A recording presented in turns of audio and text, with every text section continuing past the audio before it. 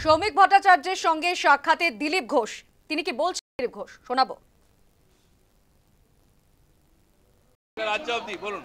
বাংলার রাজনৈতিক একটা ধারণা তৈরি হয়েছিল 21শে মঞ্চে দিলীপ ঘোষকে তৃণমূলের মঞ্চে দেখা যাবে, এবং আজকে আপনার আশা এবং অনেক বিজেপি কর্মীরা তারাও এক সন্দেহ ছিলেন যে দিলীপ বাবু কি করবেন, কি বলবেন তাদের উদ্দেশ্যে? দেখুন, রাজনীতিতে ধারণা তৈরি করা, এজেন্ডা চালানো, এটা একটা বড় অস্ত্র।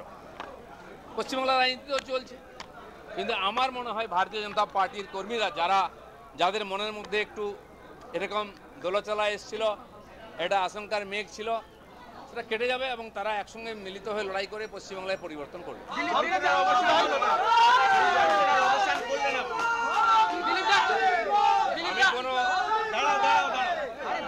আমি কোনো জল্পনার অবসান করতে আসিনি।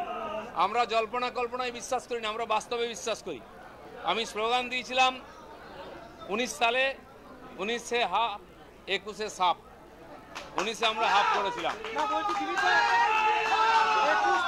21-এ সাপ হয়নি, যেটুকু বেঁচে গেছে 26-এ সাপ।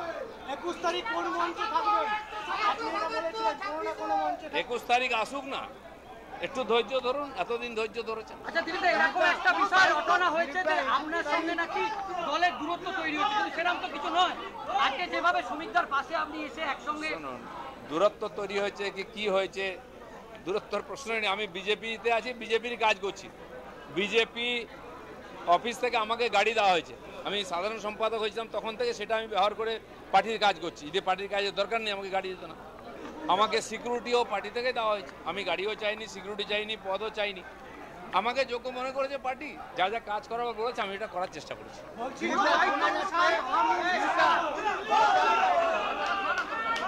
হয়ে গেছে। 21 তারিখে আপনি খড়গপুরে সভা করছেন এবং সেটি বড় সভা হতে চলেছে 21শে জুলাইয়ের দিন, কি বলবেন? আমাদের জেলাও ভাবছে কিছু বড় কার্যক্রম করার কথা ওখানে, কারণ কি উত্তর বাংলায়ও পার্টির কিছু প্রোগ্রাম হবে, দক্ষিণ বাংলায়ও হবে। 21 জুলাই খালি এক জায়গায় হবে কেন, সব জায়গায় 21 জুলাই হয়েছে, এত গুরুত্বপূর্ণ দেশ। তো দেখা যাক কি হয়, দেরি আছে।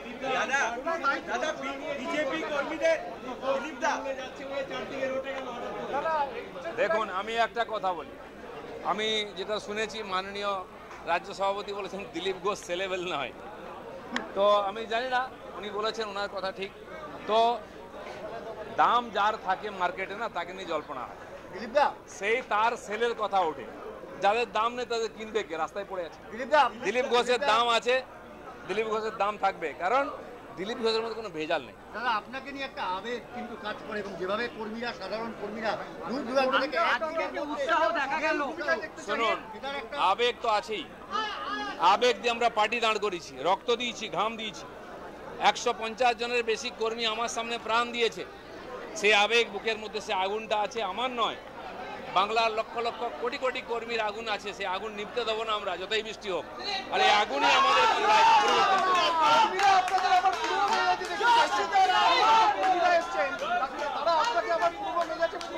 ঠিক আছে। ধন্যবাদ। আমি পরামর্শ দিই না কাউ ভাই, আমার কর্মী বন্ধুরা নামিয়ে দিন, কর্মী বন্ধুরা যারা এসছেন সবাই আমাকে।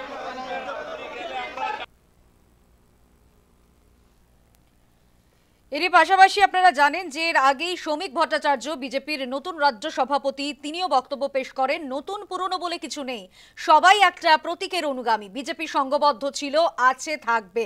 দিলীপের সঙ্গে সাক্ষাতের পর বলেন শ্রমিক ভট্টাচার্য, গল্ল বরফ, 15 দিনে বাংলা সংঘবদ্ধ বিজেপি দেখবে। কি বলেছেন নজর রাখবো।